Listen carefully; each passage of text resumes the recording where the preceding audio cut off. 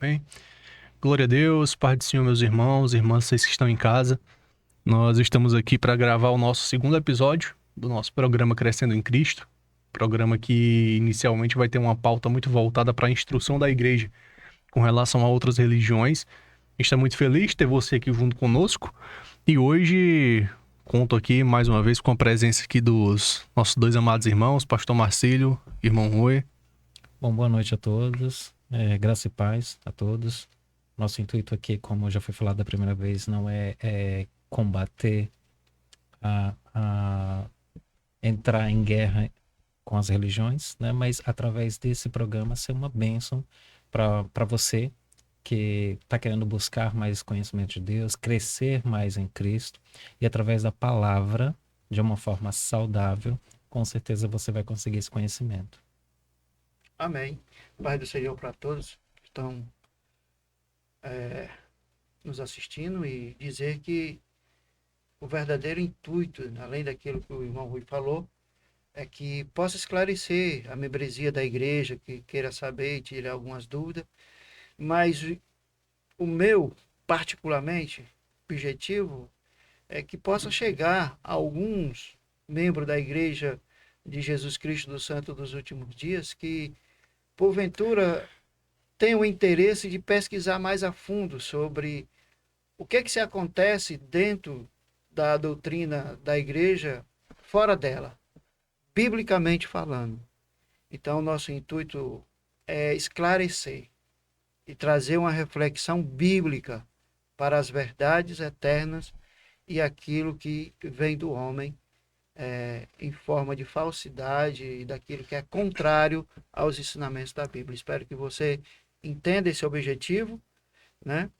E o propósito de estarmos aqui falando sobre a Igreja de Jesus Cristo, do Santo dos Últimos Dias. Amém, amém. Se você está assistindo o nosso segundo programa aqui pela primeira vez, né?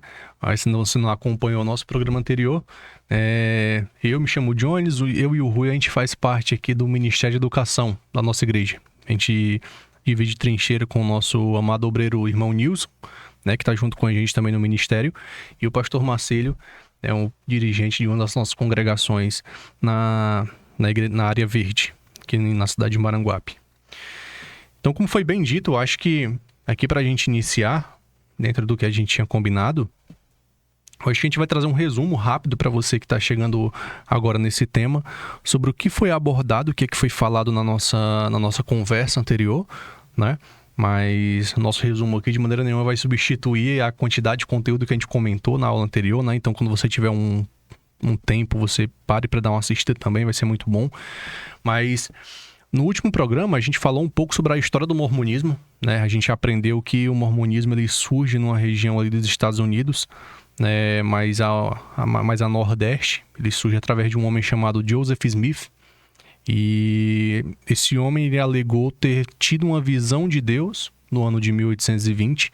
E nessa visão ele afirma que Deus Pai, né? O Pai e o Filho teriam se apresentado a ele. E o conteúdo dessa apresentação foi ocasionado por uma crise que o Joseph Smith estava passando, que era uma crise mais ou menos religiosa. Ele não estava indeciso em relação a que rumo ele iria tomar, religiosamente falando, que igreja ele iria passar a se filiar. E ele lê uma passagem de Tiago 1,5, que fala: se alguém tem falta de sabedoria, peça a Deus, que a todos dá liberalmente. Você pode ler esse trecho em casa. E ele se retira para um bosque para orar. E enquanto ele está orando nesse bosque, ele tem essa visão do Pai e do Filho, onde o Pai e o Filho afirmariam para ele, onde o Pai afirmaria para ele que todas as igrejas que existiam ali estavam erradas, que os seus líderes estavam ministrando engano e que ele não deveria se filiar a nenhuma dessas igrejas. Isso acontece em 1820, quando Joseph Smith ele tinha 14 anos de idade. 3 anos depois, ele afirma ter tido uma segunda visão. E nessa, ele afirma ter visto um anjo chamado Moroni, que seria basicamente um ser humano que teria se transformado num anjo. Esse homem era filho de um profeta chamado Mormon. Aí daí é que tem o nome Igreja dos Mormons, porque o profeta que escreveu um suposto conteúdo em placas de ouro, o nome dele era Mormon, e Moroni era seu filho. E numa das guerras que existiu na época, Moroni teria escondido essas placas de ouro com os escritos da história do seu povo, da história de Cristo nas Américas, e teria escondido numa montanha. E aí Moroni, agora como um anjo, estaria se apresentando a Joseph Smith para mostrar para ele a localização dessas placas de ouro, que depois de traduzidas se transformaram naquilo que a gente conhece como o Livro de Mórmon, né? A história da igreja é muito conturbada, com uma série de perseguições, a gente não vai tocar aqui no tema, mas basicamente a igreja de Mórmon foi fundada nesse contexto de muita perseguição, principalmente por conta de poligamia, né? Que na época o uso era praticada pelos seus líderes e gerava uma comoção social muito grande. Também ataques violentos, a destruição de um jornal na cidade de Nauvoo também gerou uma série de revoltas populares. Então, o posicionamento que a igreja tinha no seu princípio fez com que ela sofresse muita perseguição por parte das pessoas, ocasionando, em 1944, a morte de Joseph Smith junto com seu irmão, Hyrum Smith, se não estiver enganado, pastor. Hyrum Smith, dentro de uma cadeia. O irmão de Joseph Smith morre primeiro. Ele consegue resistir ainda um pouco, ele estava armado, mas depois um grupo de mais ou menos 200 pessoas acaba assassinando ele. Armado. Dentro da prisão armado. Dentro da prisão armado. A história conta que ele conseguiu contrabandear as armas para lá. Mas acabou 200 pessoas ali revoltadas e não deu para segurar. Depois que ele morre, eu acho interessante que depois que ele morre, a igreja passa por uma série de divisões. Uma das primeiras dela é uma divisão que vai ser liderada pelo Brigham Young, né? Que basicamente é a que dá origem à maior vertente hoje em dia. Depois tem o filho de Joseph Smith também, que vai assumir uma das vertentes. Depois se abrem várias outras vertentes. Então hoje a gente não tem basicamente uma só igreja originada da doutrina formulada por Joseph Smith. Tem várias ramificações também. Sendo a mais popular, aquela que a abreviação é SUD, né? Igreja de Jesus Cristo dos Santos dos Últimos Dias. Então nós conversamos um pouco sobre a história, conversamos um pouco na aula passada sobre as obras padrão da igreja, né? Para você que está chegando agora, a igreja de Mórmon crê basicamente em 4 obras principais, né? Segundo eles, o primeiro sendo o livro de Mórmon, o segundo sendo o livro Doutrina e Convênios, que foi criado por Joseph Smith ali uns 4 anos depois de escrever o livro de Mórmon, e a última obra seria Pérola de Grande Valor. Seria a tradução que ele fez de um manuscrito egípcio muito antigo, que supostamente teria um conteúdo ali da vida de Abraão e outros conteúdos ali que ele disse que conseguiu interpretar. E por fim, eles afirmam acreditar na Bíblia, no entanto, né? Todavia, no entanto, desde que esta esteja fundamentada numa tradução correta. Obrigado, Rui. Uma tradução correta. Então, nós aprendemos um pouco sobre isso e falamos também muito sobre alguns pontos doutrinários. E hoje, até para trazer para você, a gente vai continuar trazendo a questão, alguns tópicos doutrinários em relação à Igreja SUD. A gente não vai conseguir explorar tudo, é impossível, né? A gente tem aí uma igreja que tem, se eu fizer uma conta rápida aqui, 205 anos de idade, né? 205 anos de idade. Então tem muita história, tem muito conteúdo, tem muita revisão que foi feita, tem muita alteração que foi realizada no decorrer do tempo no livro de Mórmon. Você pega uma versão antiga, compara com a nova, tem muita coisa alterada. Então a gente vai falar basicamente dos pontos principais. Então hoje a gente vai estar iniciando aqui com o tema o que é que os Mormons acreditam acerca da pessoa de Jesus Cristo, e depois a gente vai trazer um contraponto bíblico aqui a cada questão dessa. Amém? Amém. Bom, vamos lá. O Jesus da Igreja de Jesus Cristo dos Santos dos Últimos Dias é muito, mas muito diferente em todos os aspectos do Jesus da Bíblia. Para começar, a forma do anúncio em que Jesus é gerado.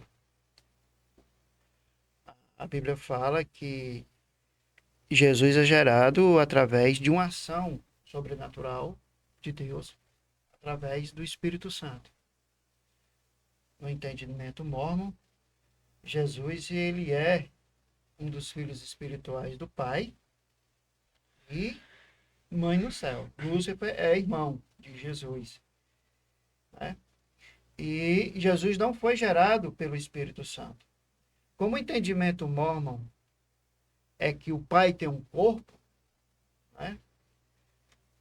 Dá-se a entender que o Pai, ele coabitou, ele se relacionou, Fisicamente. né, fisicamente com Maria, né? E em um dos seus livros, chamado Princípio do Evangelho, a Igreja Mórmon, ou a Igreja de Jesus Cristo do Santo dos Últimos Dias, ensina da seguinte forma, página 64, que diz: Jesus foi a única pessoa na Terra que nasceu de uma mãe imortal e de um pai imortal. Né? Essa é a razão porque ele é chamado Filho Unigênito. De sua mãe, ele herdou a mortalidade, sendo sujeito a fome, sede, fadiga, dor e morte. Do pai, herdou poderes divinos. Ninguém podia tirar sua vida, a menos que ele o desejasse. Tinha o poder de entregá-la e de tornar o corpo de volta após sua morte. A grosso modo, você lê isso aqui, tudo bem. Mas quando você compara com o Jesus da Bíblia, já na sua sendo formado, sendo gerado em Maria, nós entendemos biblicamente que ali foi um ato de Deus através do Espírito Santo. Sim. É isso? Na concepção mórmon, não. O Pai, que tem um corpo de carne e osso tão tangível quanto o nosso, glorificado, ele coabita com Maria. Tem um ato íntimo com Maria e é gerado ali Jesus. E, biblicamente, quando você faz as duas comparações, você toma um susto. E muitos membros da Igreja de Jesus Cristo do Santo dos Últimos Dias, mórmons, não têm esse entendimento e quando tem, tomam um choque. Particularmente, esse foi o meu, como é que eu posso, a minha decepção doutrinária. Por que eu digo isso? Porque foi esse assunto que eu cheguei a uma liderança e perguntei, isso procede? É dessa forma? E ele olhou para mim, como vocês estão olhando agora, e me disse, meu irmão, como é que se faz, como é que se gera uma criança? Como foi que você foi gerado? Como foi que você gerou seu filho? Então, isso é a realidade. O pai, ele tomou uma de suas esposas na pré-existência, que aqui na Terra se chamava Maria, e coabitou com ela e gerou o seu filho, o filho unigênito. A gente pode conversar mais um pouco sobre isso, mas basicamente é isso. Até entender a realidade desse ensinamento, pode passar a vida toda lá e não vai, porque ele só absorveu isso aqui. Mas de forma clara, você vai entender isso nos livros dos profetas, né? Nas doutrinas de salvação e, por assim dizer, nos ensinamentos dos profetas da Igreja Nova. Eu acho que isso acaba sendo uma consequência lógica de outras duas doutrinas, né? Ou mais. Eu acho que a primeira que a gente acabou comentando aqui, que na aula anterior, que acaba tendo um gancho muito forte com essa, é a natureza de Deus, né? O fato de... E aqui já entra o grande choque. Por que a gente está falando... Vou comentar sobre esse ponto. Porque a igreja mórmon, ela se intitula basicamente como uma igreja cristã, né? Então, como igreja cristã confessa, a gente tem que comparar suas doutrinas com aquilo que é a base do cristianismo, que é a palavra de Deus, a Bíblia, né? E em segunda linha, basicamente, não, obviamente não como uma fonte inspirada, você consultar a tradição daqueles primeiros cristãos que viveram ali depois dos apóstolos, entender como é que a igreja também entendia aquelas questões. Mas você tem que passar por esse filtro. E quando você passa por este filtro, a doutrina do Mormon com a Bíblia, tem muita coisa que dá um choque. principalmente uma das primeiras é essa, a natureza de Deus. A gente afirmar que Deus, ele foi um ser humano que conseguiu chegar até a posição de divindade, a gente acaba entrando numa série de contradições com aquilo que a Bíblia demonstra ser Deus, né? Eu acho que tem alguns textos aqui, a gente entrando, queria ler para você, eu tinha separado aqui, mas queria ler para vocês alguns, mas a gente tem textos que falam um pouco sobre a questão da eternidade de Deus. Obviamente tem muito mais texto sobre isso. Eu acho assim, para mim que eu gosto muito, o principal é o de Isaías 43. Isaías 43, 10, se eu não estou enganado. Deixa eu ver. Isaías 43, 10. Ele vai dizer o seguinte: Vós que sois as minhas testemunhas do Senhor, o meu servo a quem escolhi, para que saibais e creiais e entendais que eu sou eu mesmo, que antes de mim nenhum Deus se formou e depois de mim nenhum Deus haverá. Quando você pega esse versículo e você para entender, você vê que Deus está fazendo uma afirmação em relação a quem ele é. Aqui não entra nenhuma questão de que alguém externo falando que Deus é alguma coisa, é Deus dizendo que ele é. Então você percebe que ele afirma que não existiu nenhum outro Deus antes dele. Isso já quebra a ideia de que, se Deus um dia, Deus Pai, foi um homem, ele tem que ter sido criado por alguém. Ele não existe um homem de carne e osso que é autoexistente. Ele tem que ter sido criado em alguém.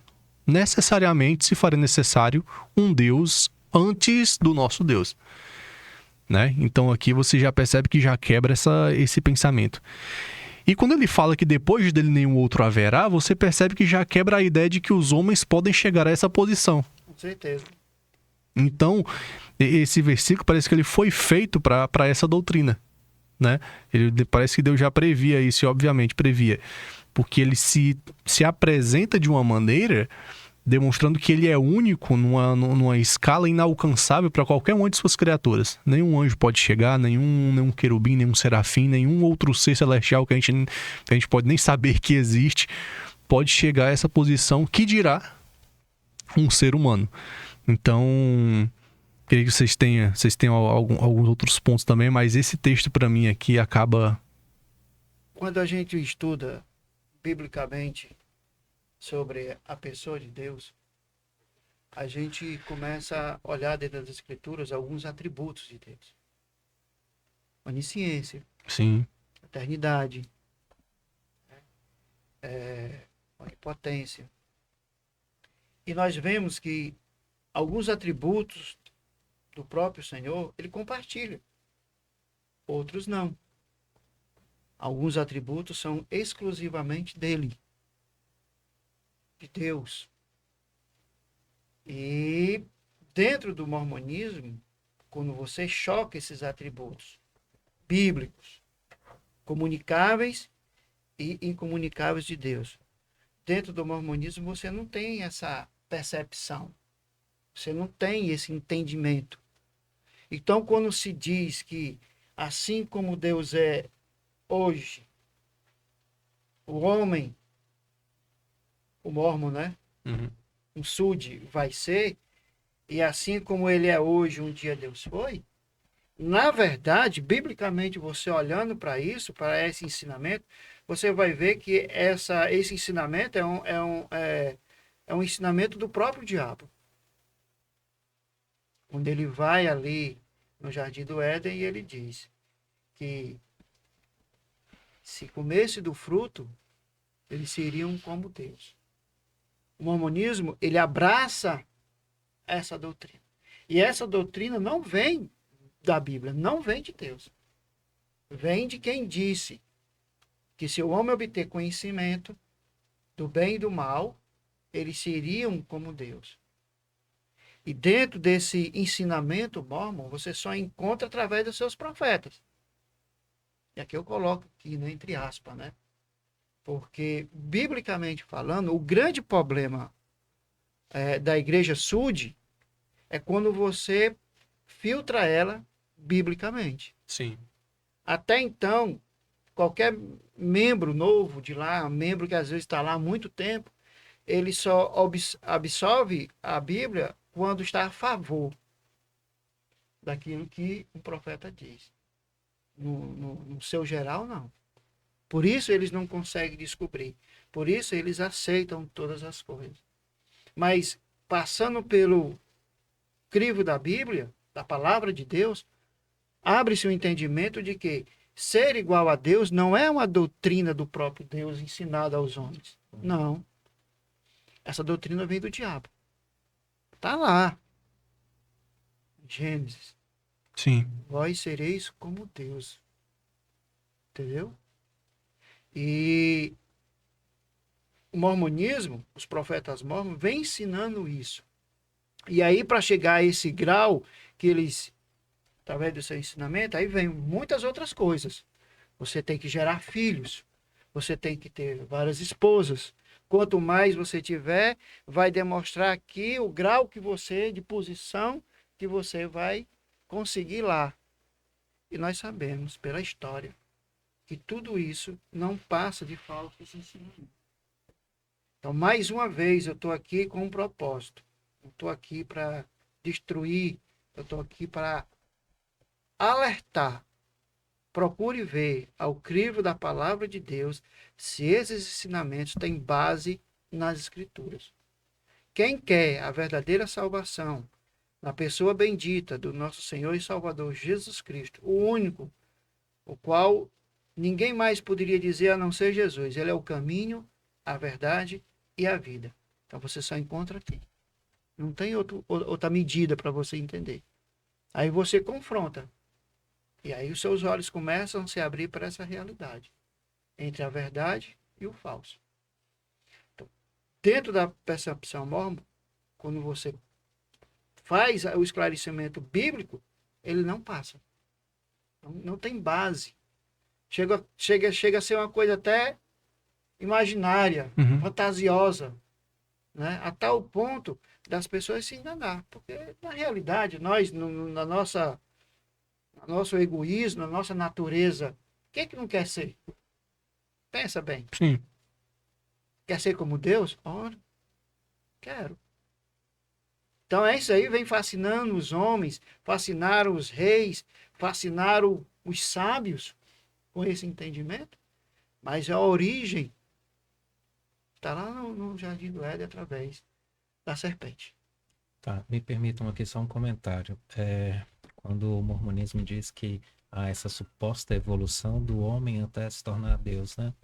A Bíblia diz em Números 23 e 19 que Deus não é homem. Deus é espírito. João 4:24. Deus é imutável. Malaquias 3 e 6.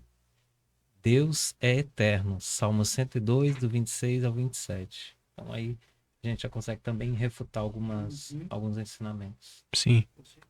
Eu acho interessante quando... Não sei se isso é um pensamento, mas tem uma doutrina... Não é doutrina. Tem uma matéria... Acho que nem chega nem ser nível de matéria, mas eu vou falar aqui na parte teológica. Que é antropomorfismo, né? Que é Deus trazer sobre si características humanas. Para nós entendermos. E isso pode muitas vezes ser usado como uma reafirmação de que Deus tem um corpo. Textos que dizem que Deus... Sou sobre os olhos de Deus, ouvido, sua mão não está encolhida para que não possa salvar. Não significa que Deus tenha olhos e mãos, porque Deus ele é eterno, né? E Deus ele é transcendente em relação a toda a sua criação. Eu acho que foi um ponto que eu comentei na aula anterior, que tem alguns livros de São Tomás de Aquino, e ele traz um conceito ali, posso estar me enganado o termo, mas eu acho que é motor imóvel. Se eu não estou enganado. Qual é que é a ideia que ele traz? Que tudo que existe material tem uma causa. Tudo provém de alguma coisa.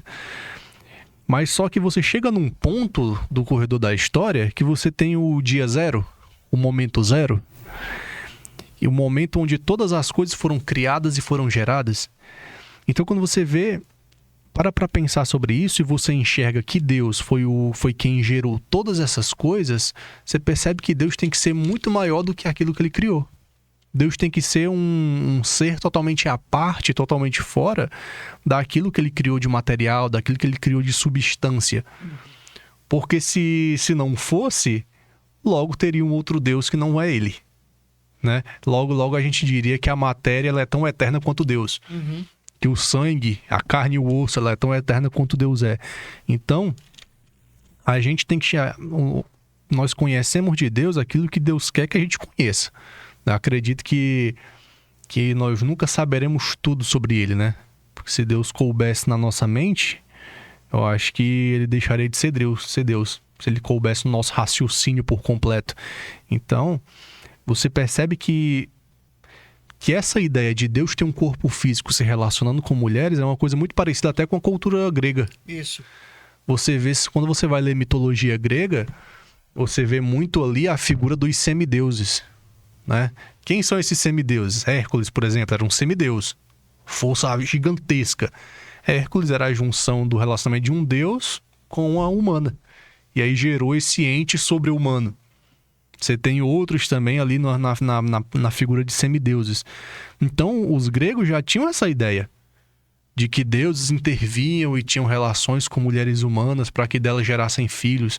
Você vê ali, obviamente é uma interpretação que não tem consenso, mas quando você chega ali em Gênesis 6, que você vê filhos de Deus coabitando com mulheres humanas, tem uma interpretação, além de interpretação, que traz para esse ponto. Mas Deus em si, você nunca tem a mínima referência, a mínima base para afirmar que Deus se relacionou fisicamente com Maria. O texto é claro em todas as vezes que aparece. O Espírito Santo envolveu com a sua... Quando o anjo chega para ela, o anjo comenta exatamente isso. Então, a ideia do pai tendo uma relação física não aparece ali. De maneira nenhuma. Então, é algo que é muito mais baseado em inferência, né? Em uma doutrina apartada, que é dita como se fosse um complemento àquilo que foi falado antes, do que qualquer substância bíblica. E esses textos que a gente acabou de ler, esse que o Rui mencionou, esse que a gente conversou, esse outro que o senhor mencionou, são textos que acabam... que destroem totalmente a ideia de que Deus tem um corpo físico e de que muito menos Deus foi criado por alguém ou que um dia nós podemos chegar a ser iguais a ele. Perfeito. Outra característica, se ainda falamos do nascimento, né? Segundo as escrituras bíblicas e segundo a Igreja Sud, é que Jesus era casado, né? Não só casado. Jesus também era polígamo. E aquele evento das bodas de Caná, né? Não se tratava de um casamento no qual ele foi convidado. É ensinado que ali era o casamento do próprio Jesus. Tá? E Jesus teve, pelo menos no seu ministério, 3 esposas. Isso não é falado, isso aqui no Brasil, isso é muito disfarçado. Mas quando você procura se aprofundar, você vai entender que as 3 esposas, o qual se refere os profetas Sud, seriam Maria Madalena, Maria e Marta, irmãs de Lázaro. Né? E aí, quando você se chega ao ponto de perguntar sobre isso, o que eles respondem de uma forma bem simples como é que Jesus ou Deus iria ordenar algo que ele não vivesse? Qual o princípio seria aqui o casamento, né? E eles usam muito os textos que falam do Antigo Testamento, onde Abraão, né, Jacó, Isaac tinham concubinas e esposas ali dentro desse contexto, do contexto da cultura, mas isso não é ensinado abertamente. É tanto que se você for perguntar isso para um membro Sud recente, de 1 ano, 6 meses, até 3 anos, não, isso nunca é ensinado. E de fato não é. Só é ensinado quando você busca alguns livros, como por exemplo, Discurso de Brigham Young, Ensinamento do profeta José Smith, Doutrina da Salvação de Joseph Fielding Smith, que foi um dos profetas da igreja, e eles falam sobre esses assuntos. E o que eles falam é revelação. Entendeu? Então, você descobre coisas como essa. E outros mais, como, por exemplo, a expiação de Cristo, a expiação, aquilo que Cristo fez na cruz, não apaga todos os pecados. Tem alguns que não. E tem alguns tão absurdos que dentro, isso eu não sei o que estou dizendo, a própria história da igreja se encarrega de revelar isso, que tem pecados que o homem só é salvo se ele ou alguém derramar seu próprio sangue. Chega aí um absurdo. Isso torna-se algo muito até diabólico, pode-se dizer no sentido. Brigham Young chegou ao ponto de dizer o seguinte: não há um homem ou mulher que quebre a aliança feita com Deus que não lhe seja requerido pagar o preço. O sangue de Cristo nunca o limpará. Quem foi Brigham Young? Segundo profeta Sim. da Igreja Sud. O seu próprio sangue terá que expiar por ele. E depois ele continua: eu poderia contar-lhe muitos exemplos onde homens têm sido justamente mortos a fim de expiar pelos seus pecados. Isso é amar nosso próximo como a nós mesmos. Se ele precisar de ajuda, ajude-o. E se deseja salvação, é necessário derramar seu sangue na terra para que esse seja salvo. Derrame-o. Vou resumir isso aqui. Eu sou um membro SUD e me afasto da igreja. Já não resta mais salvação para mim, a não ser uma opção. Um de vocês dois, que são membros da igreja, terão que me matar para que no derramamento do meu próprio sangue eu consiga a salvação. O sangue de Cristo não pode me salvar. E aí surge algumas histórias que até feito filmes baseado no maior escândalo que abalou o Utah, de uma jovem mãe que foi morta, né? E por ela sair dos ensinos da igreja, o sangue dela foi derramado por alguém. Foi comprovado isso através de investigações. Isso lá em Utah.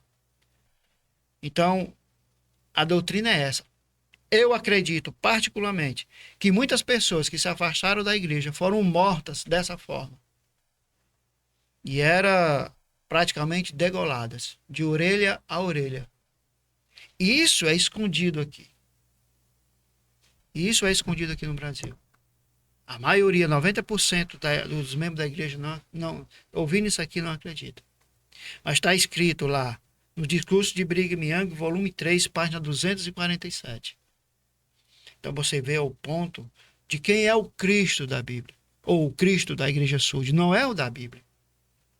O Cristo da Bíblia nos ensina que o único sangue derramado para nos purificar, nos salvar, nos colocar na condição de perdoados, regenerados, santificados e apto para estar com Ele é o seu próprio sangue. O sangue dele nos purifica de todo pecado. Na igreja mórmon não é assim. Tem alguns que o sangue dele não vale para nada. Quando você confronta isso com a Bíblia, você toma até um susto em ouvir isso aqui. Entende?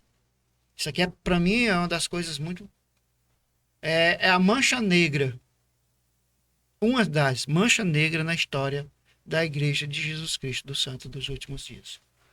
Ou seja, um assassino, ele não teria salvação, mas essa membresia que pode tirar a vida dos outros, ela teria uma concessão de Deus para executar o juízo sobre aqueles... Perfeito.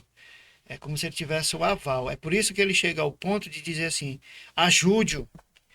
Se é necessário derramar seu sangue na terra para que seja salvo, derrame-o. O que ele está dizendo? Mate. Mate, encontre e mate. Eu acho que para para dar um contexto aqui histórico. Foram por essas e outras que a igreja mórmon, por muito tempo, ali, principalmente nos seus inícios, ela era um fator muito estranho na sociedade.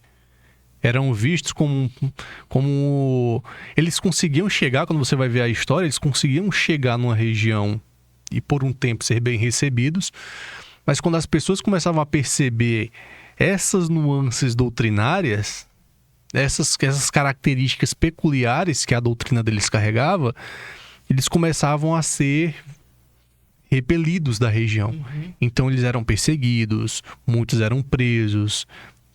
Teve um incidente na cidade de Nauvoo, que um grupo de membros saiu da igreja, e esses membros eles foram no jornal local da cidade de Nauvoo. Para aqueles que não sabem, a cidade de Nauvoo foi uma cidade que foi fundada praticamente por Joseph Smith.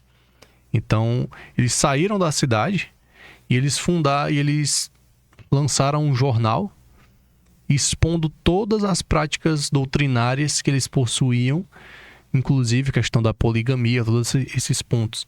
E foi visto de uma maneira assim aterradora pela sociedade. O impacto foi tanto que Joseph Smith, que era prefeito da cidade, se eu não estou enganado, mas ele tinha um cargo de autoridade, ele destrói a revista, o jornal, onde foi publicada aquela matéria. Então, esses pontos que a gente está conversando aqui, obviamente, como o pastor falou, né? Se você fala algo desse tipo para um membro aqui do Brasil, vai ser uma coisa absolutamente estranha para ele. Totalmente. Muito estranho ver uma realidade histórica que muitas vezes é ocultada das pessoas. Mas quando você para estudar, você vê que foi firmada em cima de, principalmente profecias, revelações que foram acontecendo, e essas revelações foram dando base para doutrinas estranhas. Isso. Como essa que nós acabamos de ver. Então, assim, existem relatos de acontecimentos. Uhum. Aí alguém pode pensar, mas isso aí é a história. Mas peraí, a história, de acordo com o relato, tem um princípio. Está aqui. A voz de alguém De autoridade. que tem autoridade dentro da igreja surge, um profeta. Brigham Young, ele é considerado dentro da igreja Sud um segundo Moisés. Entende? Foi aquele que tirou o povo, os pioneiros, Sim. entendeu? Da perseguição, e levou para um local deserto, e Deus mostrou o local a ele, é aqui. Utah. Se tornou governador, inclusive, né? É isso. Então você vê que dentro do pensamento Sud, qual é a posição que Brigham Young tinha? Segundo, na presidência da igreja, e tudo que um profeta mormon diz é lei. É lei. Então, me baseio novamente daquilo que eu disse da última vez. Se um profeta disser que um círculo é quadrado, por mais ilógico que seja, o círculo é quadrado, porque quem disse foi o profeta. Então você vê aqui uma declaração dessa, de onde saiu, então tem base. Sim. A gente não está aqui para dizer isso, não, é esclarecimento. Sim. Fato histórico. Tem um ponto, eu queria ler um texto aqui para a gente fechar a questão de Jesus ter tido outras mulheres. Aqui, irmão, aqui não existe um documento histórico fundamentado e confiável da história da igreja que diga que corrobore essa ideia. Não existe. É citada, como o pastor bem falou, a ideia das bodas de Caná, da Galileia. Que Jesus, ele não é... Aquele contexto das bodas de Caná, porque para você que não está lembrado, é aquele primeiro milagre de Jesus, onde ele transforma as águas das talhas em vinho, seria o casamento de Jesus, né? Seria o casamento de Jesus. Com quem... Eles comentam com quem era esse casamento, pastor? Porque, assim, nessa época, acredito que Maria Madalena ainda vivia na vida antiga, ele não tinha se libertado ainda. Então... Não há essa... Pelo menos até onde eu consegui ler, né? Só se sabia que Jesus era casado e que era com essas três. Da onde, como foi, né? Eu não consegui ler, mas que deve ter Uhum. alguma referência, com certeza tem. Porque não é escondido dentro daquilo que... o princípio, como eu te falei, é esse. Como Jesus poderia viver quando se toca nesse assunto, né? Jesus casado. Como é que Jesus poderia falar sobre o casamento se ele não fosse uma pessoa que vivesse o casamento? Como é que ele poderia falar do divórcio? Como é que ele poderia falar sobre um pai de família, Pois é, aí sobre filhos? entra a questão. Então Jesus teria que se divorciar para poder falar de divórcio. Aí é E justamente esses pensamentos. entra Né? num ponto meio extremo. Mas tem um Olha, texto. só para discurso, volume, com certeza, isso aqui é de Brigham Young, que fala: cremos que o casamento em Canaã, da Galileia, foi o de Jesus Cristo, certo? Então, o mormonismo ensina que Jesus foi o filho natural de Adão e Maria, quando a Virgem Maria concebeu o menino Jesus. Então, assim, é uma coisa que às vezes, quando a gente... Eu torno a dizer uma coisa muito importante. Na nossa cabeça, que temos um pouco de conhecimento bíblico, nada encaixa. Sim, verdade. Você fala sobre isso e fica na cabeça da gente, mas não pode. Mas olha, nem todo mundo da Igreja Sul é abençoado como nós somos.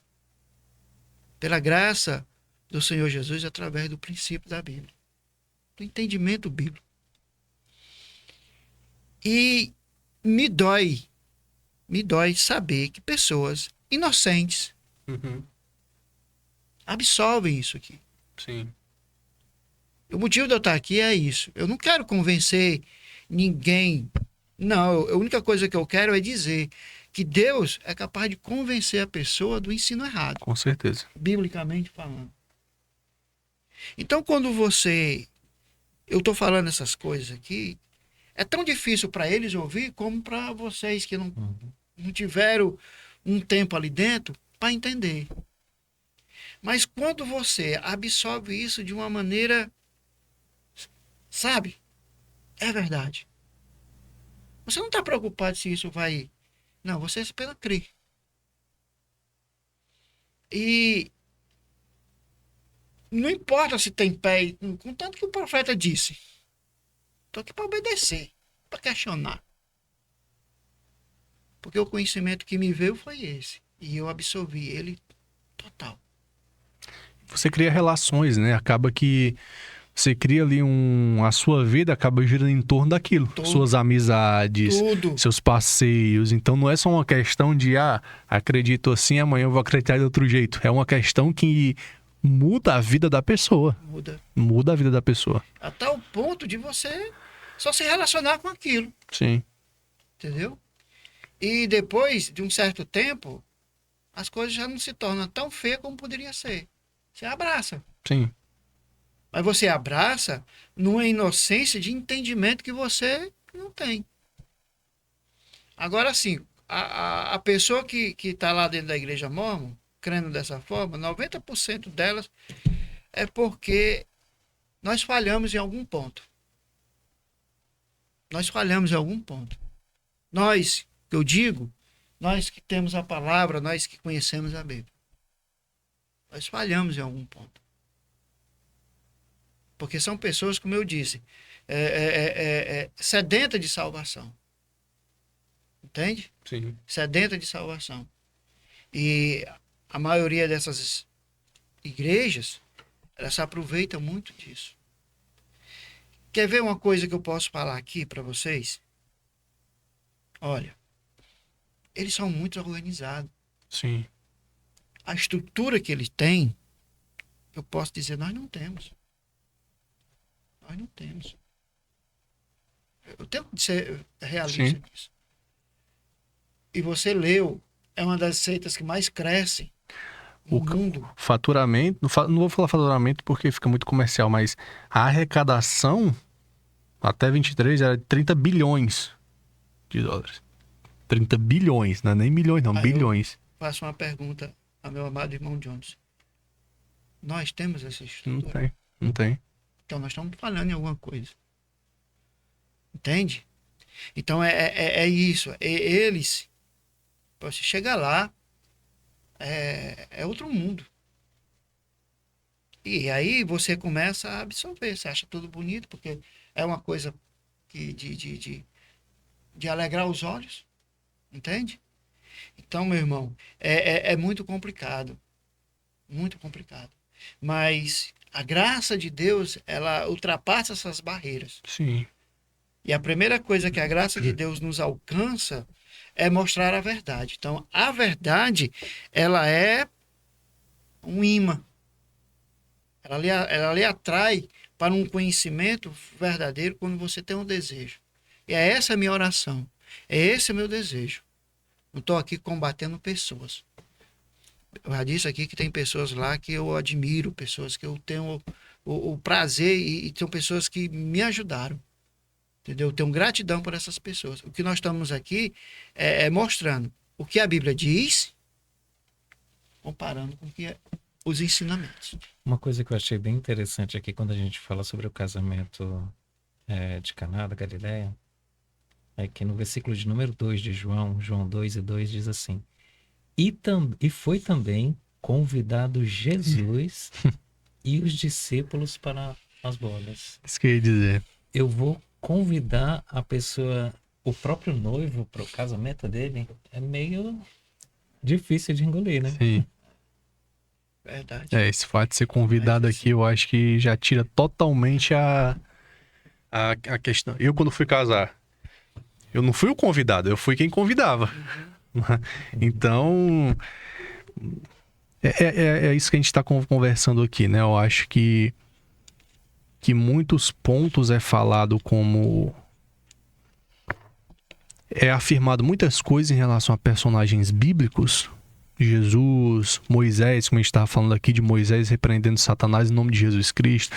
Então é feito muitas afirmações de falas, de comportamentos, de ações de personagens bíblicos que contradizem diretamente a Bíblia.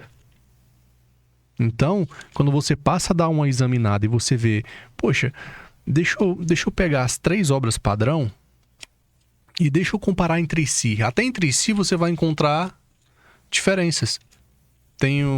Depois eu vou dar uma procurada aqui com mais calma, mas uma delas Deus diz que abomina a poligamia e outra Deus diz que não abomina. Então você tem contradições até ali entre as próprias obras mesmo.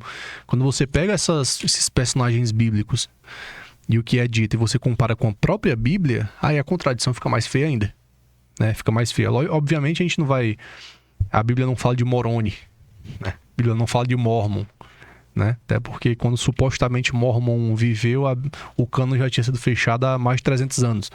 Então, naquilo que se aponta como bíblico, você percebe uma contradição grotesca em relação ao que a Bíblia realmente afirma. A regra de fé da igreja, SUD, ela diz algo assim, muito... Cremos ser a Bíblia a palavra de Deus, desde que esteja correta a sua tradução. Texto como esse e muitos outros, o que se alega é que a tradução não está correta. Foi adulterada. Certo? Então, a maioria delas, quando eu falo delas, eu falo daquilo que a gente fala sobre seitas, ela tem esse pensamento de que, biblicamente, ela não contém toda a verdade. Que um determinado período, e sempre vai ter esse período, no caso da Igreja Sul é a apostasia, né? Que houve um tempo em que a igreja até deixou de existir, né?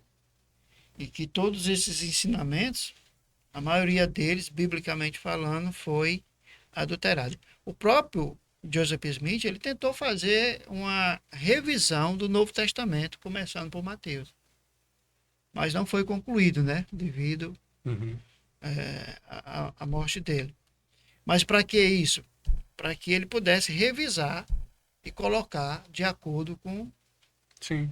um pensamento. Que favorecesse. E outras fazem isso já, Sim. né? A gente pode, mais na frente, quem sabe, falar A sobre isso. próxima que a gente vai falar é uma das que fez. Pois é. E aí, pensamentos como esse seu, como é? Não, é porque o texto não está de acordo com a revelação da igreja. Mas existe a mesma crítica textual em relação àquele que favorece? Não. Porque fica uma coisa muito enviesada, né? É por isso é um dos pontos que eu crio na inerrância bíblica. Porque se eu admitir que a Bíblia erra em um versículo, cara, isso coloca em xeque todos os outros. Sim. Como é que eu vou conseguir garantir que os demais estão corretos? Se um falhou. Então, fica muito arbitrário. Aquilo que concorda, não, isso aqui tá certinho, isso aqui não teve adulteração, não. Aquilo que discorda foi o que teve adulteração. Possivelmente, aí eu não sei, pastor, eles jogam na conta da Igreja Católica a adulteração? Sim, e dos próprios também autores, certo? Agora, veja bem, olha. 8ª regra de fé. Cremos ser a Bíblia a palavra de Deus, desde que esteja traduzida corretamente. É uma observação aqui, né? Um texto como esse não está traduzido corretamente. Agora, vamos lá ao segundo ponto. Também cremos ser o livro de Mórmon a palavra de Deus. Te pergunto, de acordo com o que você escutou, tem alguma observação no livro de Mórmon? Não. Não tem um desde que, né? E onde é que tem mais ajustes? Mais 3.000. Entende? Qual é a prova? Porque aqui... E outra coisa, eu vou pontuar um ponto aqui, pastor. Joseph Smith, né? Isso daí é Doutrina e Convênios, obra? Regra de fé. Regra de fé. Ele afirma, desde que a sua tradução seja feita corretamente. No entanto, o Pérolas de Grande Valor, que ele disse que traduziu corretamente com o dom que Deus tinha dado a ele, é uma grande farsa, porque foi comprovado por estudiosos egípcios que não falavam nada daquilo. Aquilo que ele disse que seria uma história de Abraão, uma história primitiva, na realidade era um rito de mortos que os egípcios faziam, que era comum colocar ali junto com os corpos que eram embalsamados. Se nós usarmos esse mesmo argumento concernente ao livro de Mórmon, aqui nas Américas, onde é que está algum manuscrito? Não, até a divisão. As igrejas estão divididas, que eram comentado no início. Ele morreu, começou as divisões também. Então, será que isso significa que não é verdade? Então, você percebe que o crivo que é usado para julgar as outras, nem mesmo eles passam. Entende? Então... Se volta até contra eles. Se volta até contra eles, exatamente. A tradução, ele traduziu errado. Questão do livro de Mórmon. Mas quando você pega... O primeiro, não sei se a gente tem acesso ao primeiro, mas um dos primeiros impressões do livro de Mórmon e compara com o atual, tem mais de 3.000 ajustes. Mudanças de palavras, de coisas que foi tirado, coisa que foi acrescentada e por aí vai.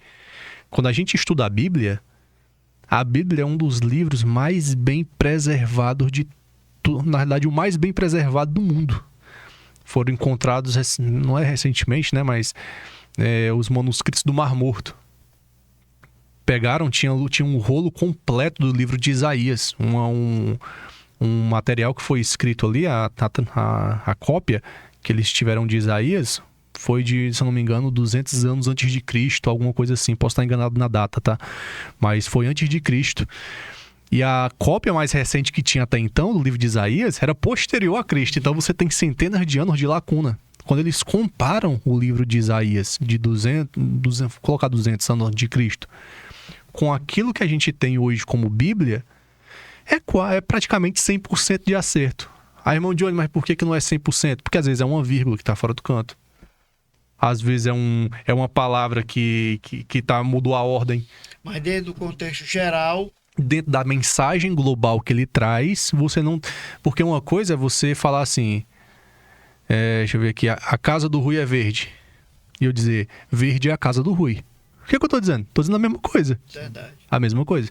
Então, se a divergência por si só não denomina que é que foi adulterado, porque a mensagem está ali. Mas agora, se for uma edição que muda o conteúdo e o sentido, aí de fato. E isso você não vê na Bíblia. Aí eu te pergunto, sobre esse ponto, o que nós podemos dizer sobre esse livro aqui? E segundo a Igreja Sud, é o livro mais correto da Terra. Não existe. Não tem. Não tem. Não tem nada. Tirando aquilo que Joseph Smith falou, nada. Entende isso?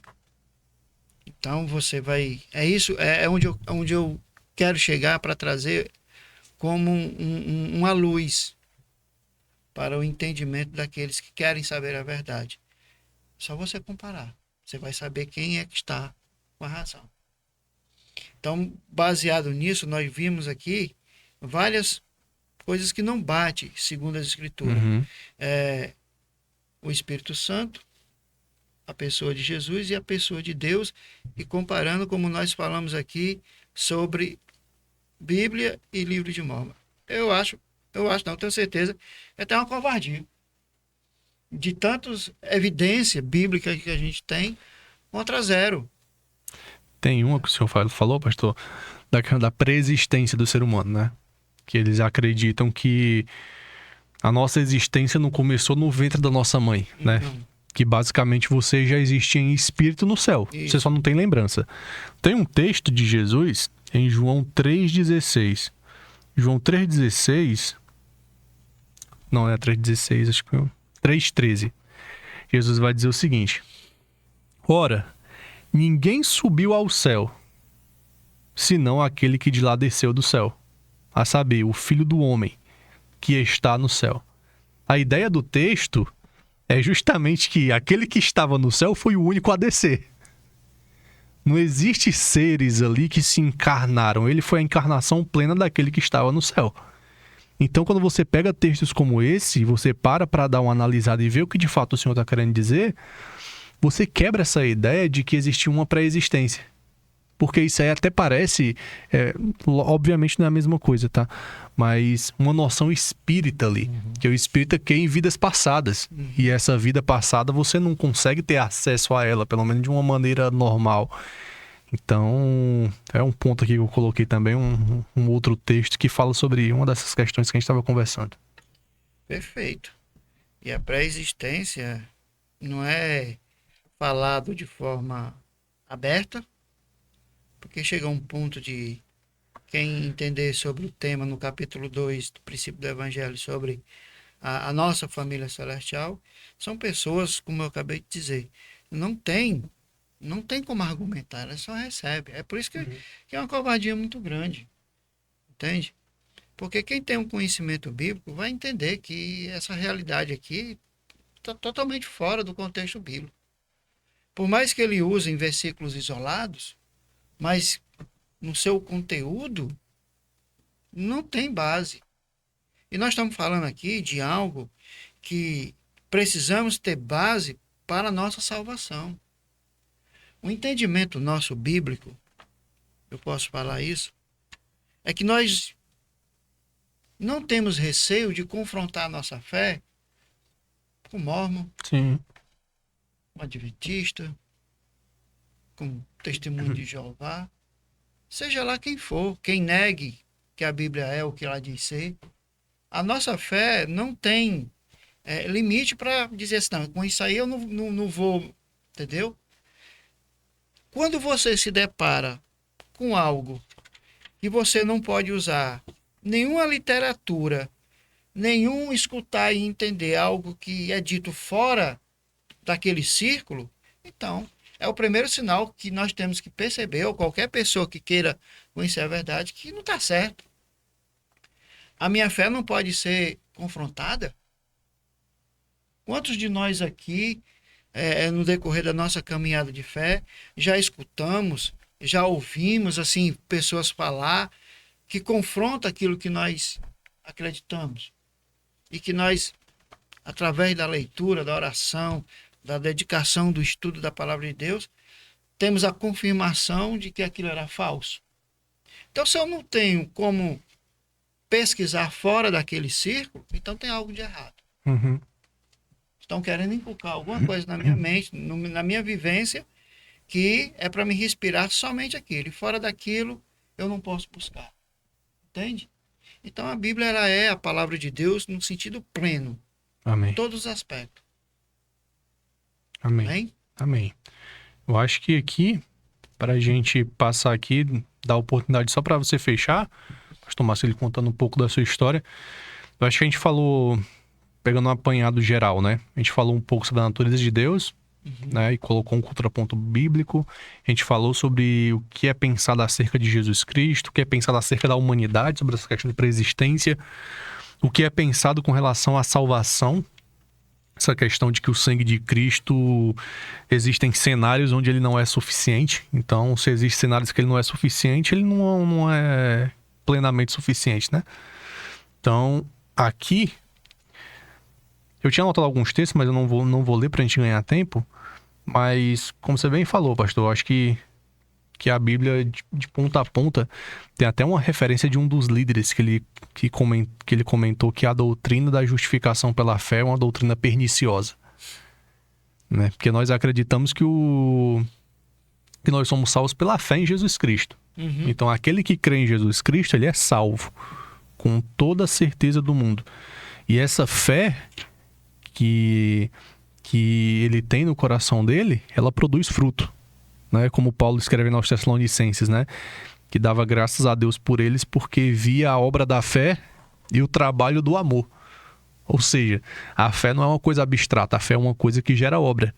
Então, mas só que a gente não troca as ideias. Não é a obra que eu faço por meio da fé que me salva, mas é aquela obra que testifica que a minha fé é ativa e viva, me possibilitando se salvar. Então, nós vamos falar um pouco também, tem outros grupos que falam sobre salvação por obras, mas a gente dá para falar mais a fundo depois. A gente falou também um pouco sobre o batismo sobre os mortos, né? Acho que pegando ali no programa anterior, para a gente fechar essas doutrinas principais, que eles usam um texto de Paulo em 1 Coríntios 15, 29, onde Paulo ali tá falando com os coríntios sobre ressurreição. E dentre essa conversa, Paulo diz o seguinte, né? De outra maneira, o que farão os que se batizam por causa dos mortos? Se absolutamente os mortos não ressuscitam, por que se batizar por causa deles? Então, Paulo faz um questionamento para a igreja de Corinto. E é interessante que ao norte de Corinto existia um grupo, uma seita, que eles se batizavam por mortos. Existia uma religião que se batizava por mortos ali ao norte. E os coríntios eram muito influenciados por essa cultura também. Então, é praticamente certo que o que Paulo está fazendo aqui é dizer, olha, se eles lá, que muitas vezes vocês flertam, se batizam por mortos, como é que não pode se crer na ressurreição? Porque se não crer na ressurreição, onde é que está a validade do batismo pelos mortos? Para que serve o batismo pelos mortos? Então, a gente vê que é basicamente uma interpretação errada do texto. Isso. Outra coisa que eu não posso deixar de passar é concernente aos livros apócrifos, sabe? O mormonismo, tudo que está escrito nos livros apócrifos, seja Antigo ou Novo Testamento, que traz menção de algo que eles acreditam, então eles absorvem isso para dizer que existem certas verdades que estão fora da Bíblia. Esse contexto aí é um casamento de Jesus, é outro. Você sabe que existe um livro chamado O Evangelho de Maria Madalena, que relata, né, Sim, o casamento de Jesus e alguns outros. Então eles absorvem isso como verdade. Não está aqui porque os homens não quiseram que tivesse, segundo a interpretação dele. Então tudo que está fora da Bíblia, mas que tem alguma parte histórica que apoiam eles citam. Entende? Mas o que a Bíblia diz que confronta é porque está errado. porque está errado. Né? Então, baseado nisso aí, é muito importante a gente ter essa ideia. Porque dentro do contexto geral, na verdade, a Igreja Mormon, ela só acredita na Bíblia desde que esteja a favor daquilo que eles pegam isoladamente. Todo o princípio de doutrina. Aí eles juntam com as obras padrões, porque vai fazer pontes, né? E aí eles conseguem colocar ali um versículo bíblico do livro de Mormon, Doutrina e Convênio e Pérola de Grande Valor. Aí vem as declarações dos profetas. E, às vezes, até as declarações deles se contradizem um ao outro. Dependendo do tempo, daquilo que a igreja precisa, né? Se adaptar, confronta. Então eu creio que foi muito, muito bom estar aqui falando sobre isso.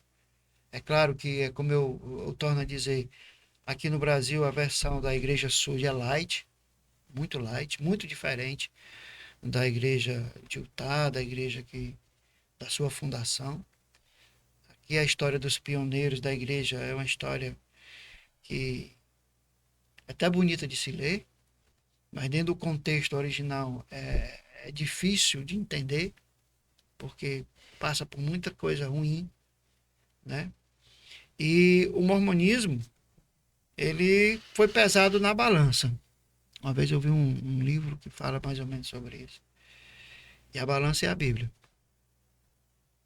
E foi achado em falta. Então não passou. É o que eu penso. Hoje eu dou graças a Deus por ter e crer nas verdades da graça do Senhor Jesus Cristo. Amém. Amém. Amém? Então, com isso a gente fecha nas doutrinas, pelo menos as que a gente julgou mais importantes serem trazidas aqui pra gente conversar, né? Nada que limite você de não poder ler em casa. Inclusive, consegui baixar os 3 livros aqui das obra padrão da igreja no próprio site da Igreja Mórmon, então tá lá disponível, né? Se você quiser dar uma lida, conferir o que a gente tá comentando aqui, é bom você olhar. Eu falo o seguinte, a gente não persegue uma religião, a gente persegue a verdade, né? Porque quando você passa a ser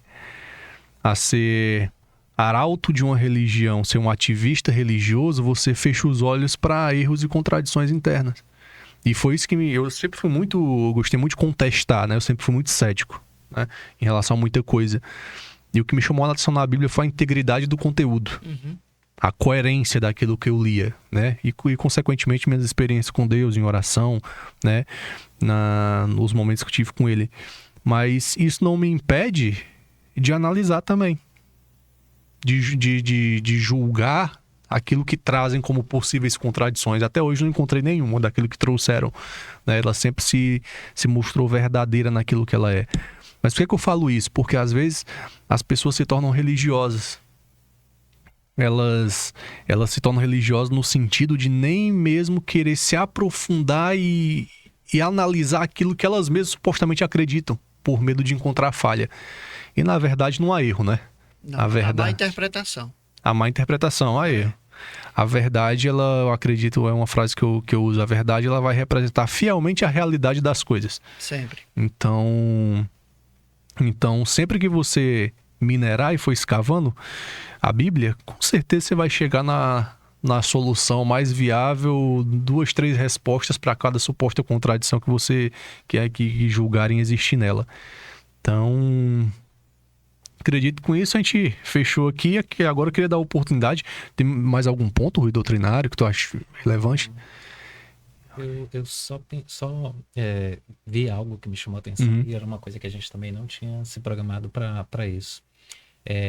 Lendo aqui sobre o mormonismo, principalmente quando eles querem atrair as pessoas de outras religiões, eles falam que creem no batismo com o Espírito Santo e creem em línguas. Sim. Isso me chamou muita atenção. Essas línguas são aprendidas.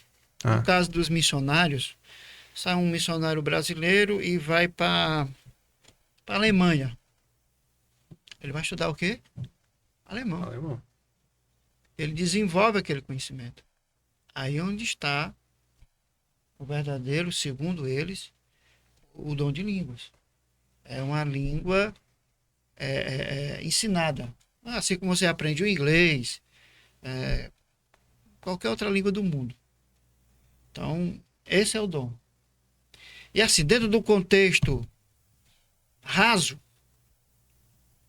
o que os mormons creem? Na Bíblia, em Deus, na Trindade, no Espírito Santo, no batismo, no arrependimento, né? Na igreja, nas obras.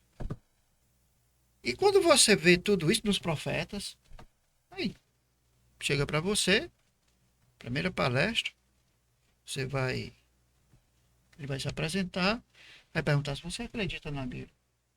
Aí você vai dizer que sim. Sim. A representação é a Bíblia. Né?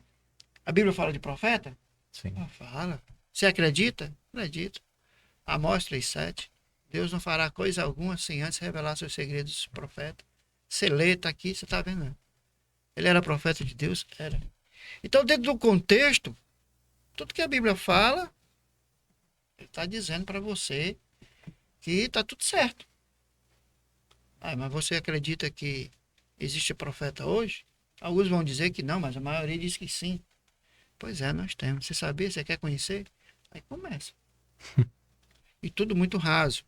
Nada do que a gente debateu aqui, esclarecer um pouco aqueles que estão nos ouvindo, é falado. É falado um paraíso.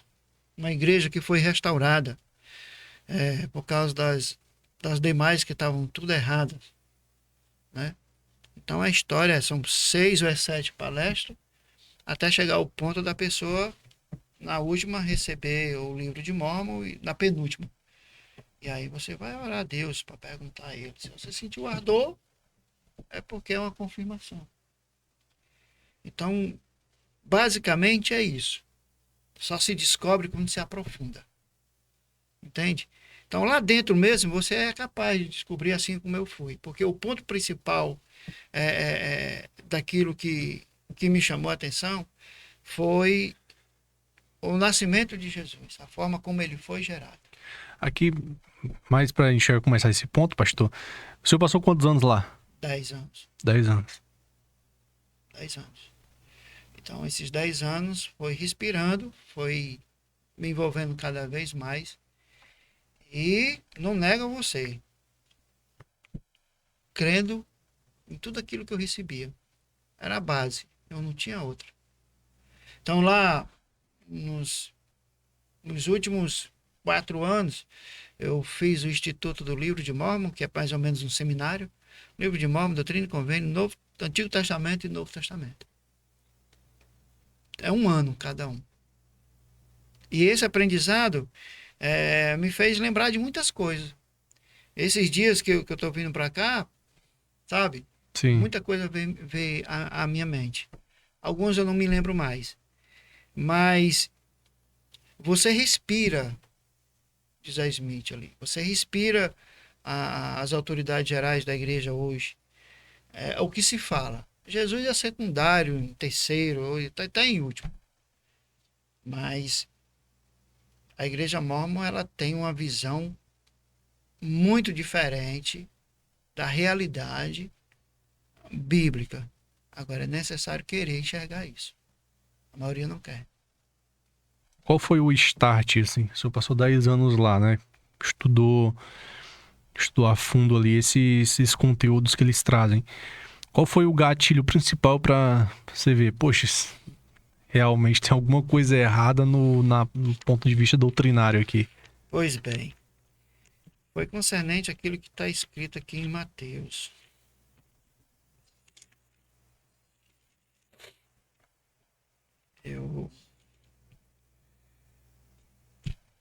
Ora, Mateus capítulo 1, verso 18. Ora, o nascimento de Jesus Cristo foi assim. Estando Maria, sua mãe, desposada com José, antes de se ajuntarem, achou-se ter-se concebido do Espírito Santo. Certo? Eu vi um comentário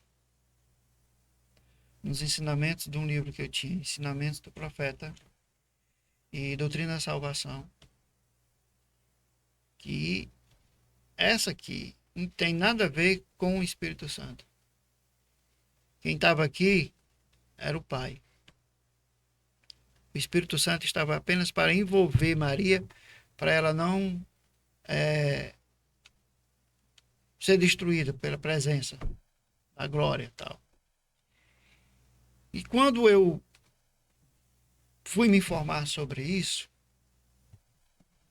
cheguei para algumas pessoas daqui. Não, irmão, eu não tenho como lhe dizer isso, não. Não sei bem, não. Eu fui a Fortaleza, falei com o presidente. Cheguei para ele, assim como você está na minha frente. Eu queria tirar essa dúvida, presidente. Como é que foi isso aqui? Ele olhou o texto, achou graça e disse assim: irmão, isso aqui afeta em alguma coisa na sua salvação? Eu disse: sim, eu preciso saber disso aqui, do que está escrito aqui.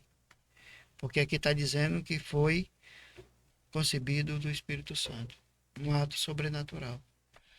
A igreja, pelo que eu vi nos livros dos profetas, está ensinando que foi um ato de intimidade, de um relacionamento entre Deus e Maria. E eu quero saber. Foi aí onde a resposta dele está na minha mente. Irmão, como foi que você nasceu? Não foi um ato íntimo entre seu pai e a sua mãe? Como foi que você gerou? Você tem filho, não tem? Então, como foi que você gerou? Não foi um ato? Foi. Mas a verdade é essa. Deus Pai tem um corpo. Maria é uma de suas esposas. E o Espírito Santo estava presente no ato que era para justamente Maria ter condições de estar como mortal na presença de Deus para gerar o filho unigênito dele no ventre de Maria. Tem certeza? Não tem outra resposta, meu irmão. É essa. Mas fique tranquilo, isso não vai interferir nada na sua salvação. Aí eu pensei: vai. Porque isso aqui não me deixou mais em paz. Entende? Não deixou. Então, até então, aparentemente, isso aqui, eu estava lá esse tempo todinho, isso aqui era como está aqui. Entende? Uhum. Mas foi aqui, aí eu fui atrás de algumas coisas. Bom, isso aqui está ensinando outras coisas que os profetas estão dizendo que está contrário à escritura, eu vou pesquisar. E olha que naquela época não tinha chamada de evento da internet, né? Porque hoje é muito mais fácil. Tudo isso que você quiser saber hoje é num clique. Mas naquela época não. Eu tive que adquirir alguns materiais que não é muito fácil, tem que pesquisar muito para comprar. Comprei através da própria igreja, né? E fui lendo, até ter a base do Sim. que eu queria. E Deus foi me incomodando tremendamente sobre isso aqui. Então, aquela história. Se eu examino uma coisa e comprovo que está errado, então eu não tenho por que viver no erro. Sim. Eu já não conseguia mais testemunhar daquilo que eu testemunhava. Eu ainda tentei. Eu procurei ainda. Vou esquecer isso. Mas já não conseguia mais. Já não dava mais. Já não conseguia dizer e testemunhar com a mesma verdade que eu passava. E isso veio me tirando os pés. Então eu passei por um processo que foi uma decepção, uma grande decepção. Fui atrás da história real, pesquisei, consegui. E isso, de certa forma, foi me confortando. Porque eu entendi que Deus estava me tirando de algo. Amém. Eu estava me conduzindo a minha família, né, para algo assim. E aí tem o outro lado também. A irmã Silva já vinha orando, junto com a irmã Maria José. E a irmã Maria José, certa vez, ela chegou para mim e disse: Marcelo, eu vou te dizer algo muito importante. Uma igreja que não tem o Espírito Santo ativando dentro dela, ela não é uma igreja do Senhor Jesus. E o Espírito Santo vai te dizer, de lá de dentro, vai mostrar tu o erro lá dentro mesmo. Não precisa nem ninguém te falar, não. É tu que vai descobrir lá dentro. Nunca mais me esqueci as palavras dela. E foi verdade. Deus acabou me mostrando isso, essa falso ensinamento. E daí eu tirei todas as minhas conclusões. E fui estudar a Bíblia. Pronto. De lá para cá eu cometi, como toda aquela pessoa que passa nesse processo, né? Passei a desacreditar em algumas coisas. Não nego isso. Totalmente. E foi um período muito difícil da minha vida. Até que Jesus foi me consolidando no ensinamento, no estudo, tal. E hoje eu posso ver. E hoje eu entendo. Não é porque hoje eu sou da igreja que crê na Bíblia, que ensina a Bíblia, que eu tenho um certo desprezo por eles. Não, pelo contrário. Entendeu? Pelo contrário. Porque, como eu disse, são pessoas sedentas de salvação. Só que são pessoas que só irão sair se tiver o mesmo desejo de saber a verdade. Enquanto estiver respirando somente o que lá se ensina, é muito difícil. E um fato muito importante. A igreja SUD, ela batiza muito, ela tem um crescimento muito. Sim, sim. Só que esse crescimento é mais numérico, não é real. Por exemplo, se tira pelo aqui de Maranguape. Se tiver aqui batizado aqui esse tempo todo, vão botar aqui 10 mil pessoas, talvez você não tenha uma frequência de 100. Mas o que vai para a lista de estatística Só é 10 mil. 10 mil. Entende? Sim. Então não é tanto quanto o número que se está aí. Porque quem já vivenciou dentro sabe. Porque algumas pessoas se afastam, outras têm esse entendimento e pula fora. Então, assim, eu sou muito grato ao Senhor pelo aquilo que eu tenho hoje, biblicamente. Amém. Biblicamente. Eu respaldo a minha fé e não tenho medo de confrontar ela, mas se não passar aqui. E aquilo que eu não sei, um dia eu vou saber. Mas o importante para mim é o que a palavra de Deus diz. Amém. Amém? Duas coisas que me chamaram a atenção aqui na sua finalização foi o amor da sua sogra, né, da irmã Maria, e também a intercessão, Sim. que muitas das vezes hoje ela tem sido esquecida, né? A gente passa a olhar para um mormon, qualquer outra religião aí em ascendência, e a gente trata como inimigo. É verdade. Muitos tentaram isso, sabe? Algumas pessoas da família da irmã Silvia confrontavam. E a gente tinha resposta, eu pelo menos tinha.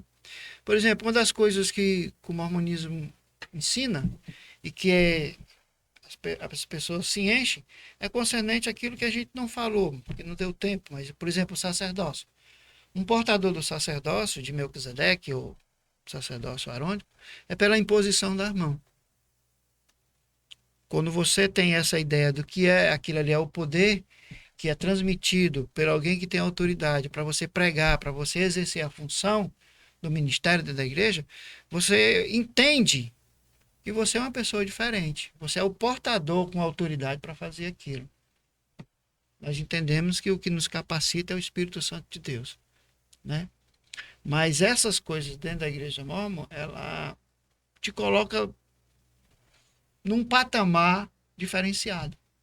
Então, quando alguém que não entendia isso e eu entendia, vinha falar comigo sobre a Bíblia, eu simplesmente dizia: não tem autoridade para falar isso. Que autoridade tu tem? Qual o sacerdócio que tu exerce? Então eu tinha esses argumentos, entendeu? Uhum. E todo mal não tem esses argumentos. Mas é verdade, isso que você falou. Nunca deve ser pela violência, mas pela verdade. Sim. E oração é o primeiro princípio para interceder sobre aquela vida. Eu diria até que 90% dos que estão lá têm dúvida de algo que lhe é ensinado. Porque eles têm a Bíblia. Entende? Sim. Então, quando você ora pelaquela causa, compra aquela briga. Né? E a minha sogra, uma mulher de Deus, dizia: então vou ver tu pregar. Rapaz, aquilo na minha, sabe, causava uma... Mas eu não digo isso não vai acontecer não. Foi nada que aconteceu. Glória a Deus. Amém. Amém. Queria encerrar, né? Acho que, puxa vida, foi muito produtivo, né, a gente falar sobre esse grupo. E eu queria finalizar com um texto, né? Que é um texto muito conhecido, que eu acho que se encaixa bem em tudo que a gente acabou lendo, que é o texto de Gálatas 1:6. Paulo fala na igreja dos Gálatas e diz assim: admira-me que estejais passando tão depressa daquele que vos chamou na graça de Cristo para um outro evangelho, o qual não é outro, senão há alguns que vos perturbam e querem perverter o evangelho de Cristo. Ele diz: mas ainda que nós mesmos Ou seja, nós, os apóstolos, os discípulos aqui contemporâneos, as autoridades, aqueles que receberam do Cristo físico as instruções, ou mesmo um anjo vindo do céu vos pregue um evangelho que vá além do que vos tenho pregado, do que vos temos pregado, que ele seja anátema, ou seja, que ele seja maldito. Assim como já dissemos, e agora repito, se alguém vos prega um evangelho que vai além daquele que recebeste, seja anátema. Com isso, Paulo fecha o cânon. Eu não sei se a tua tradução está dizendo um outro evangelho. Tem aí? Na minha tradução, ele fala outro evangelho. Se você olhar no próprio livro de Mórmon, nesse aqui não, mas na capa dos outros, está aqui, o livro de Mórmon, um outro testamento de Jesus Cristo. Outro evangelho. Há sinais. E a figura de um anjo, ainda que um anjo do céu, um anjo do céu vos pregue. Então, assim, Paulo deixou bem claro que qualquer ensinamento posterior ao evangelho estabelecido pelos apóstolos, discordar daquilo falado por eles, ou acrescentar coisas que aquilo que foi falado por eles, que seja maldito. O evangelho puro e simples é aquele que foi pregado pelos apóstolos e por Jesus Cristo, pelos seus discípulos que foram inspirados a escrever a palavra de Deus. Fora dela, qualquer coisa tem que passar pelo crivo. Eu me lembrei agora, no início dessa minha... como é que eu posso dizer? Mudança, né? Uma das coisas que mais me fortaleceu, quem é mais antigo aqui, quando o pastor de Paula chegou aqui, ele pregava umas mensagens que eu sempre gostei dentro do estudo bíblico. Aquelas mensagens sobre o tabernáculo. Uhum. E na época, aquelas mensagens eram gravadas e eu procurava adquirir aquelas fitas, aquelas mensagens sobre o tabernáculo. Porque aquilo me identificava muito. Porque a gente estudava muito sobre isso na Igreja Sud. Devido ter os templos, né? Eles buscam isso, as roupas, um entendimento. Só que uma das coisas que eu sou grato até hoje ao Senhor, que é aquelas mensagens, porque quando o pastor de Paula pregava aquelas mensagens e gravava e a gente adquiria para escutar em casa, ele trazia dentro de um contexto, trazendo Jesus ali. Cada parte do tabernáculo. Como ele ainda faz hoje. Hoje você vê que aqui, tentando lá na igreja, né? Aquele visual lá sobre o tabernáculo. E aquilo me mostrou o que é a verdade. Que eu estava vendo algo muito verdadeiro do ensinamento bíblico que eu via lá, mas que não era como era repassado. Porque você entende a verdade pela verdade. Sim. Entende? Então aquilo ali me ajudou muito, me fortaleceu muito na minha saída de lá. Eu não ia deixar passar isso em branco porque me trouxe a memória agora e agradecer ao nosso pastor, porque Amém. foi várias mensagens. Eu procurava adquirir aquelas fitas, entendeu? De uma forma, e ouvia. Tinha vezes que eu ouvia e dava glória, sentia uma alegria, uma paz pelo aquele ensinamento. E isso me fortaleceu biblicamente. Amém. Glória a Deus. Então, amém. Queria agradecer. Estaremos no próximo programa falando de um outro grupo, né? O pastor Marcelo vai nos acompanhar aqui. Amém. Está convidado. Nos acompanhar nas demais. E agradecer a você que está nos assistindo. Que Jesus abençoe sua casa, sua vida. Continue se aprofundando na palavra de Deus, buscando a presença dele, o seu conhecimento, para que possamos conhecer cada dia mais sobre ele. Amém? Então, Deus abençoe você que está em casa. Amém.